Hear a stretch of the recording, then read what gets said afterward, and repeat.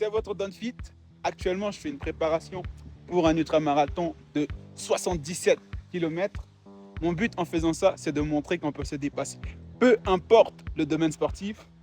Aujourd'hui, on est samedi. On est arrivé à la semaine 9. Du coup, on attaque les triples sorties. 6 km ce matin, 6 km à midi et 6 km le soir. Oh my God! Wow! Mais c'est pas grave. Bon les gars, après avoir parlé de mon état d'esprit, de comment je me sentais la semaine passée, aujourd'hui, je vais vous parler de ce que j'ai mis en place pour atteindre cet objectif qui est de courir 77 km en 48 heures. Ma semaine commence le mardi par une sortie moyenne de 10 km, le samedi par 3 sorties courtes de 6 km et le dimanche une longue sortie entre 20 et 22 km.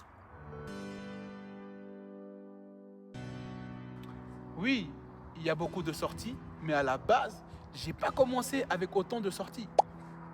Parce que moi, je viens pas de la course, je suis pas un coureur. Moi, je faisais des tractions l'année passée. Et du coup, première phase, j'ai dû habituer mon corps à courir, tout simplement. Je savais pas courir. Après la deuxième phase, là, j'ai dû renforcer mon corps pour augmenter mon endurance personnelle. Et là, je suis à la troisième phase, simulation pour l'ultramarathon. Là, actuellement, je peux faire beaucoup de sorties parce qu'au départ, j'ai commencé petit. J'ai commencé par des petites sorties. 5 km au départ, c'était de la folie.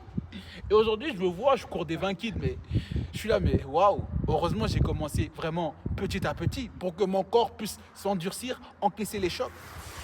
Pour maintenant, aujourd'hui, aller courir des 20 km, des triples sorties le week-end, tout simplement. Voilà. On attaque la deuxième sortie sur 3. Folie! Ouais, la pluie s'est calmée. Bon, let's go, hein! À côté des sorties, le mercredi, j'enchaîne avec une séance renforcement. Puis le jeudi, soit une séance tempo ou une séance fractionnée. Let's go!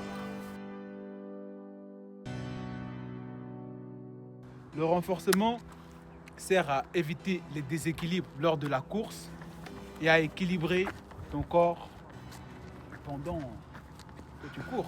Parce qu'au final, si tu ne fais pas de renforcement, je ne vois pas comment tu peux courir longtemps. Parce qu'il y a des muscles comme les abdos, le fessier et les ischios, même le bas du dos. Tout ça, tu es obligé de renforcer pour pouvoir encaisser tous ces chocs pendant la course. Et ça serait très bête pour un coureur de ne pas faire tous ces exercices. Et c'est pour ça que moi aussi, je dois les faire. Les fractionnés pour cet challenge, c'est très bien. Oui, c'est nécessaire à faire. Car ça t'apprend à courir avec un corps fatigué, des muscles fatigués. Tu dois t'arrêter, faire une pause, par la suite repartir encore, ainsi de suite. Et en plus de ça, mentalement, ça te forge et ça t'endurcit surtout. Parce que c'est pas évident, avec la fatigue cumulée du corps, de trouver la motivation, de dire ouais, là je dois repartir et me donner à fond. Voilà, on attaque enfin la troisième sortie de la journée. Après, on aura mérité un bon repos. Let's go!